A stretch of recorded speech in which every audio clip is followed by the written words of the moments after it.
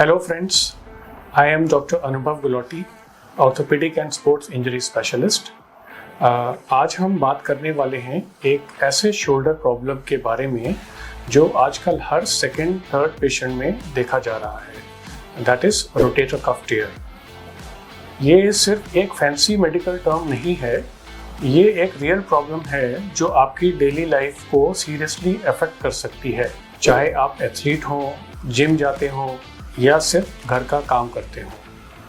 तो आइए सबसे पहले समझते हैं रोटेटर कफ होता क्या है। रोटेटर कफ एक ग्रुप है 4 मसल्स और टेंडन्स का जो आपके शोल्डर को स्टेबल रखते हैं और आर्म को इजीली मूव करने में हेल्प करते हैं। आप जब हाथ उठाते हो, बैक स्क्रैच करते हो या ओवरहेड कुछ उठाते हो तो ये रोटेटर कफ ही काम करता है। अब सोचिए, अगर ये ही मसल ग्रुप डैमेज हो जाए तो पेन और डिस्कम्फर्ट होना ही है। रोटेटर कफ टियर होता कैसे है, इसको समझते हैं। इसके कॉमन कॉजेज होते हैं ओवर यूज और रिपीटेटिव मूवमेंट्स, जैसे कि जिम में रिपीटेटिव मूवमेंट्स अगर आप एक्सरसाइज के दौरान कर रहे हो, स्विमिंग में रिपीटेटिव मूवमेंट्स होते हैं, टेनिस या इवन पेंटिंग कर रहे हो तो उसमें भी रिपीटेटिव मूवमेंट से रोटेटर कफ पे स्ट्रेस होता है और वो टियर हो सकता है। सडन इंजरी और ट्रॉमा इज अनदर फैक्टर। अगर आप सडनली गिर जाते हैं और बॉडी वेट पूरा हाथ पे आ सकता है तो ये भी, इसमें भी आपको टियर हो सकता है। Poor posture is another factor. Long term desk job भी एक बैड रीजन हो सकता है for getting rotator cuff tears. अब हम आते हैं सिम्टम्स पे। रोटेटर कफ टियर के कॉमन सिम्टम्स होते हैं शोल्डर में डल एकिंग पेन होना, पेन जो रात में ज़्यादा हो और नींद को डिस्टर्ब करे। अगर आप अफेक्टेड साइड पे लेटे हैं तो आपको पेन हो रहा है। आर्म को ऊपर उठाने में मुश्किल लगती है या शोल्डर में वीकनेस फील होती है, जैसे कि बॉटल खोलने में दिक्कत हो या हैवी बैग उठाते वक्त पेन हो या उसको हम नहीं खोल पा रहे हैं, तो ये भी इंडिकेट कर सकता है कि आपको शायद रोटेटर कफ टियर हुआ है। Another symptom which is possible is clicking sound या restricted motion in the shoulder.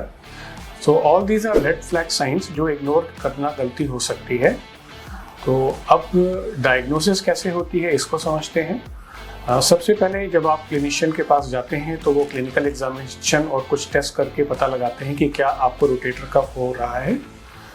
उसमें कुछ साइन जैसे कि drop off sign, impingement sign, ये सब पॉजिटिव अगर आते हैं तो फिर हम एमआरआई या अल्ट्रासाउंड की तरफ जाते हैं, जिससे कि हम टियर की डायग्नोसिस कंफर्म कर सकते हैं। उसका साइज कितना बड़ा है ये जान सकते हैं, लोकेशन और सीवियरिटी भी पता लगा सकते हैं। इन सब चीज़ों से ट्रीटमेंट प्लान बनाने में हेल्प होती है। अब हम डिस्कस करते हैं ट्रीटमेंट ऑप्शंस। तो ट्रीटमेंट टियर की सीवियरिटी पर डिपेंड करता है। अगर रोटेटर कफ टियर माइल्ड या पार्शियल है तो उसे rest, cold pack, pain relief medicine और एक अच्छा स्ट्रक्चर्ड फिजियोथेरेपी प्लान से रिकवर किया जा सकता है। पर अगर आपका टियर ज़्यादा बड़ा है या क्रॉनिक पेन हो चुका है तो ऐसे सिचुएशन में आर्थ्रोस्कोपी सर्जरी रिकमेंड की जा सकती है, जहां स्मॉल कट्स के थ्रू हम टियर को रिपेयर करते हैं। सर्जरी के बाद रिहैबिलिटेशन से फुल रिकवरी पॉसिबल है और आप फिर से एक्टिव लाइफ लीड कर सकते हैं। So the message is shoulder pain को हल्के में नहीं लेना चाहिए। हर दर्द सिर्फ स्ट्रेन नहीं होता है। अर्ली डायग्नोसिस इज की टू फास्टर रिकवरी।